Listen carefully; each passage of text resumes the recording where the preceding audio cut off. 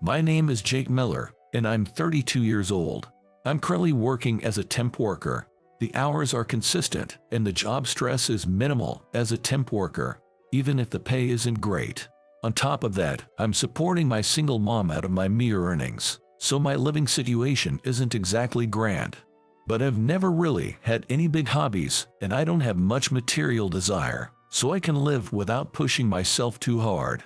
For me, it's more important to work without stress than to live a life of luxury. The reason for that goes back 4 years.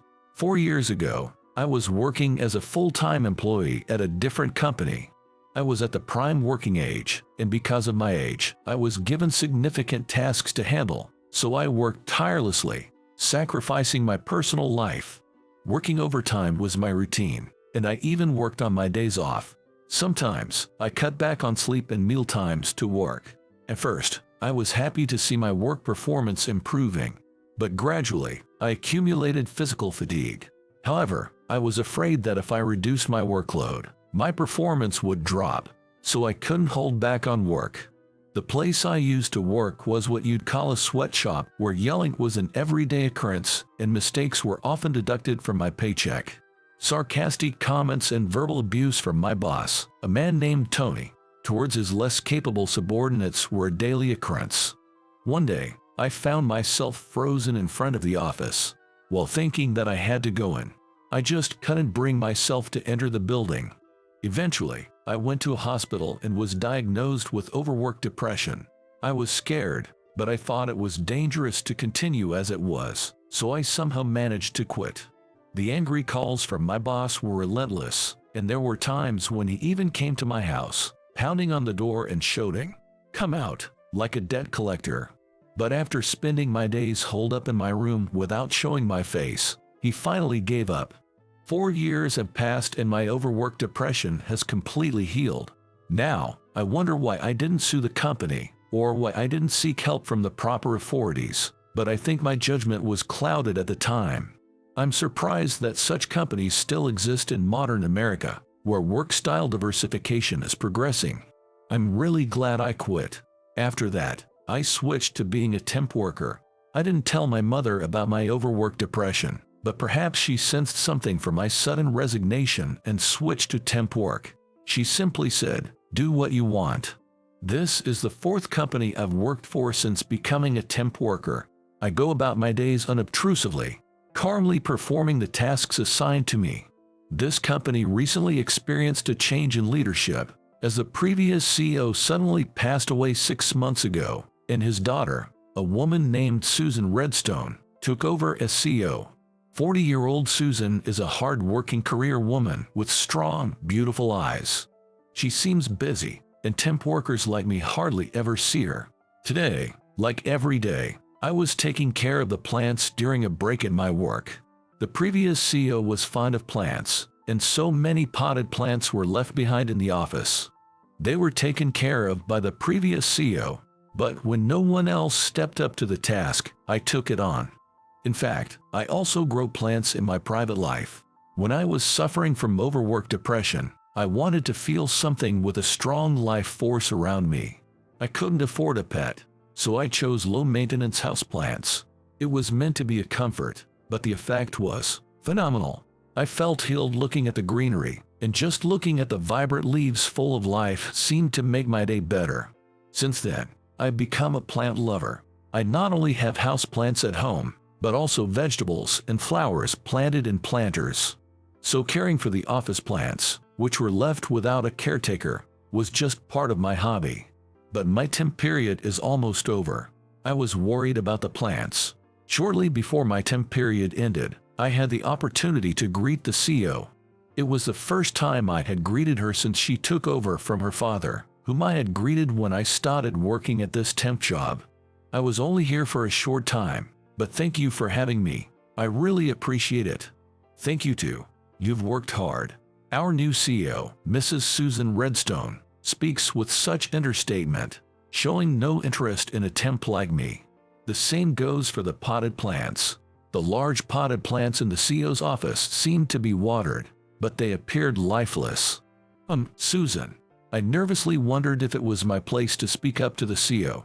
But nonetheless, I began to speak. Can you find someone who can take care of the plants? The previous CEO cared for these plants with love. Plants? Oh, that's right. My father left lots of planters around the company, didn't he? Finally, it seemed like the CEO remembered. She must have been too busy to even notice the plants. You've been taking care of them. I have a few plants at home. Being able to spend my spare time at work with the plants was a healing experience. At my words, the CEO fell silent, lost in thought, and after a while, she simply said, I see. That was the end of the day. But on my last day as a temp, the CEO called me in again. Alone in the CEO's office, she started to ask me various things. What are your plans for the future? Where's your next temp assignment? Well, I haven't figured that out yet. I'm having trouble even finding a place to live. It's quite a predicament. Ha. And my mumbled response, the CEO reacted sharply, leaning forward. You haven't decided yet, that's good. But you mentioned having trouble finding a place to live. Is there an issue with your current place? Well, I've been asked to move out, but I'm having trouble finding a good apartment. I currently live in an old shabby apartment. The only good thing about it is the low rent.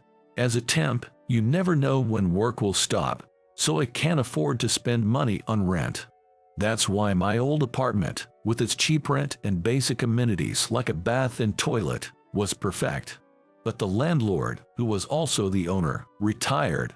His son took over and quickly decided to demolish the building. If they claim it's due to aging, residents can't object. So now, I'm on the verge of losing my job and home all at once. When I told the CEO this, she hurried towards me, the heels of her shoes clicking on the floor. Then, she leaned in close. The CEO has such flawless skin that it's hard to believe she's 40. While I was being mesmerized by her, she suddenly made an unexpected proposal. I'll give you money if you live with me. I was so surprised by the beautiful CEO's sudden request that I fell back onto the floor. I mean, it was that shocking. 3 days later, I was standing in the living room of the CEO's family home. Just a moment ago, the CEO had shown me around the house and I had just caught my breath. I guess that's the end of the tour. I gave you the keys, right? My room is empty. I've moved everything to my current place, so there aren't any rooms you need to avoid. Feel free to use them as you wish. If you find anything uncomfortable or broken, let me know anytime. With that, the CEO left for work. She seems to be busy today as well. I sat down on the sofa, reflecting on the whirlwind of the past 3 days. Then will you live with me? She asked me on my last day of temping was not with her, but with the multitude of plants that the previous CEO had left in his family home after his death. Apparently, the CEO's mother passed away when she was young, and her only family was her father, the previous CEO. Now that the previous CEO has passed away, the CEO's family home, where I am now, is vacant. The CEO is currently living alone near her family home and plans to move back to the family home after her father's death. But even after half a year, she's still so busy that she can't spare the time to move. But a vacant house deteriorates quickly. Not to mention, the CEO's family home is full of plants left by the previous CEO who loved plants. There are plants not only in planters, but also in the garden. Right now, the garden is a little overgrown. But the CEO seems to be a bit neurotic, and she doesn't like the idea of workers coming into her house or garden when she's not there. So I ended up being the one chosen for the task. The CEO found out I had been taking care of the office plants and asked my bosses and colleagues about me. She seemed to have investigated what kind of person I was. Then she decided to entrust me with the management of her family home and taking care of the plants there. The arrangement was until the CEO could move back home once her work had settled down. Of course, I was hesitant at first. No. I haven't really talked to the CEO much, have I? Just because you ask my bosses and colleagues. What will you do if I run away with the things in the house? The CEO laughed off my words. There's no reason to leave anything valuable in an empty house. I've already moved everything to my apartment. The only things left in the house are plants and items of little value. And even though we only talked a little, I get the feeling that you're a good person. I'd like you to take this as a middle-aged woman's ramblings, not a business person's. I've always been good at judging people, and I've got a decent grasp of your personal information since we hired you through an agency. If you do anything strange, I'll report you immediately, so don't worry." All I could do was give a bitter smile. But, as long as I was living in the CEO's family home and taking care of the cleaning and the plants, I would get paid. It wasn't a bad deal for me, as I could look for a new apartment during that time. And so, I ended up living in the CEO's family home. 2 weeks after I started living in the CEO's house, the CEO, I now call her Susan, sometimes came to check on the place. She always seemed exhausted from her work. For such a tired Susan, I prepared a homemade meal. After my recovery from overwork depression, I started to pay attention to my diet and got into cooking. Though my menu was very simple: meat and potatoes, soup, spinach salad, and stir-fried root vegetables. But Susan seemed to be really pleased. She didn't have time and often relied on bread and nutrition drinks and jellies for meals. Having a homemade meal and sharing a leisurely meal with someone else after such a long time, it's relaxing. Thank you so much. Susan was more delighted than I had imagined. No, I'm thankful to be allowed to live here. I thought I could at least return the favor.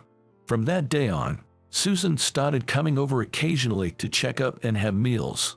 I also enjoyed the time I spent around the dining table with Susan. Susan at home was completely different from her image at work. At home, the career woman in her toned down, lounging on the sofa, eating a lot despite her thin body, and hanging around, saying it was too troublesome to return to her apartment. No one in the company knows about this side of her. I was happy to think that I was the only one who knew about it.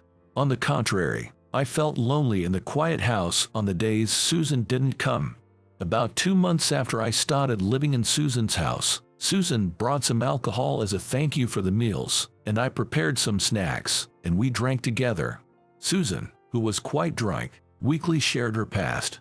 "I'm divorced, you know. My ex-husband cheated on me, but it was my fault. I was too absorbed in my work, and I neglected my relationship with him. When I found out about his affair, I blamed him. Then he said, 'You never tried to make time for me, did you? Your work is important to you, isn't it? I want to be with someone who cares about me.'"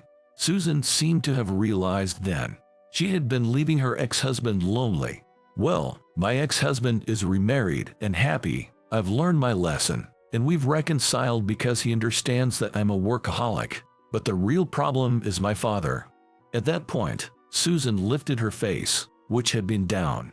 Beyond Susan's gaze was a photo of her with her late father, the former CEO. Did something happen with the former CEO? I had a bad relationship with my father. We both were absorbed in our work, and we often clashed. I couldn't easily apologize to my father. We had a fight over work a few days before he died, and we ended up parting on bad terms. I'm sure my father would have preferred a daughter who was more honest and had a good parent-child relationship. Susan seemed to deeply regret having ended up in a fight with the former CEO. I wish I could have said something nice, but I couldn't find the words to comfort Susan. I wish I had more meals and drinks with my father. Susan seemed to be drunk and fell asleep. I thought that Susan, our new CEO, was a workaholic, but it turned out she was just a normal woman struggling with a relationship with her father. Ever since I started living at Susan's place, I feel like I've come to know many unexpected sides of her. One night, when she had fallen asleep drunk, I gently covered her with a blanket. A few days after that, Susan asked me to clean the room of the former CEO. She seemed to have roughly organized the visible areas before, but apparently she hadn't gotten to the closet yet. Until then, the cleaning tasks I had been entrusted with were things like vacuuming, dusting, and window cleaning. This was the first time she asked me to organize the inside of the closet. While I was nervous, I felt happy thinking that she trusted me. And then I found it. Something. Looking at it, I thought that this was beyond my capabilities to organize, so I had Susan come over on her day off. What can't be organized by anyone but me. I thought I had all the bank books and such with me. There's no bank book. Look at this. I opened a box that I found in the closet in the former CEO's room in front of Susan. What came out was her childhood essays, certificates, albums, and so on. Susan, I know you've been concerned about your troubled relationship with your father, thinking he must have wanted a more obedient daughter, but surely that's not the case. Look, he's even written memories and messages by hand in this album. To the former CEO, you were his beloved and prideful daughter. If not, he wouldn't have kept these essays and certificates so preciously. Few people keep such childhood memories. Even I became a bit emotional. I had no idea he kept these. Susan picked up each item the former CEO had stored, holding them gently. He was a loving man, wasn't he? Maybe the former CEO was just like you, struggling to express his feelings in words, but he was always thinking about you. As I said that, I continued to stroke Susan's back as she cried. A month later, the date was finally set for Susan to return to her family home. When I was thinking about moving out, Susan looked at me with a serious expression. "Will you marry me? I'll give you everything I have." Surprised, I swallowed and stared back into Susan's eyes. Even a slowpoke like me had noticed Susan's affection for me since I started living here. It was evident in her gaze and expressions. And it was the same for me. I feel the same way. Will you live with me from now on? At my words, Susan showed me the biggest smile I've ever seen. I can't cook or clean at all. Is that okay? I am pretty good at the things you're not. You know that, right? We could make a great couple. We both chuckled together. And then, we successfully started dating. And we are living together in Susan's family home. Susan is still busy as ever, but she makes adjustments to her work so we can eat together as much as possible, while being soothed by the plants. It was Susan who suggested that we should try to eat together. I don't want to have regrets. I want to take care of you in my own way. I was glad to feel Susan's affection. I've been taking a lot of pictures of Susan, and I've been adding them to the album that my father-in-law carefully kept in the box. It's to allow her father in heaven to see his beloved daughter. I want to continue to be a couple who talk a lot, spend time together, and cherish each other.